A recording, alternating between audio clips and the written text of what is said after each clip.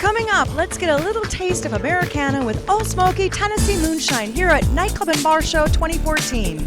You're watching YBLTV, brought to you by The Your Biz Live Badge, a wearable video player delivering your company message through video. Michael, Shane, let's talk a little bit, very briefly, about Moonshine 101. In a nutshell, a lot of people have, different misconceptions, some, I guess, good conceptions about what moonshine is, how it's used, where it came from. It's really unaged whiskey. And depending on where you make it, it's either unaged whiskey or unaged bourbon. The biggest difference is from, something that's a moonshine product to something that's a whiskey or a bourbon or a scotch is the fact that we don't lay our product down in barrels and age it, which is what you get with a whiskey, with a scotch, or with a bourbon. For us, it's mostly corn with some other ingredients that are family recipe that have been handed down through the Baker family, who's our founder, by the way, and they've been making moonshine in that area of the country for the past 7 generations, legally for the last 4 years, so which has been a big benefit to us.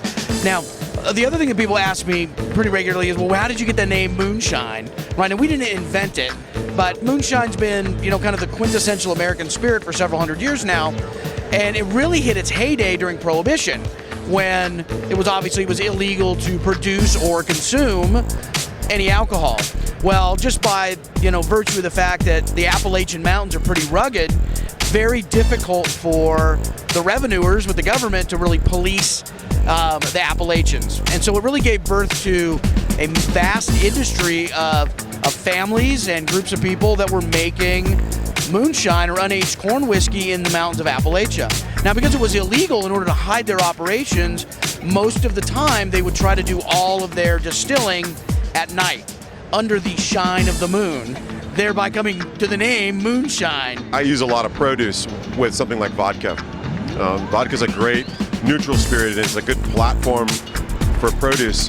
And then segueing into a spirit like Ole Smoky that has so many flavors is I'm actually not as worried about seasonality as I normally have to be. One of my colleagues, I heard he was making white Manhattans, and I get jealous. I get competitive when I hear somebody's with this moonshine, this white whiskey. He's making white Manhattans, and I was like, oh man, that's so cool. And so I went and I found some Ole Smoky, and I made my own cool white Manhattan. And then I realized, this is a neutral spirit that mixes really well with fresh ingredients. Segueing back to produce, and take something like a regular Tennessee whiskey that's a brown liquor, aged in a barrel. It's not as mixable with as many ingredients, on the fresh side.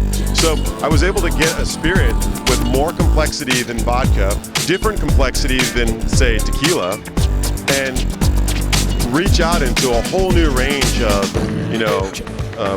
using things like, ginger beer and Ole Smoky Moonshine is one of the best cocktails, What's your favorite flavor? One of the newer flavors is pineapple. And it's just one of those things I never would have thought to really work together. And it's wonderful. So the slight nuance between pineapple, neutral spirit, ginger, and mint, the way those things party together is one of my favorite flavor profiles in the universe. My answer's a little less complex than that. Our best selling and our most popular one is apple pie, but my personal favorite is blackberry.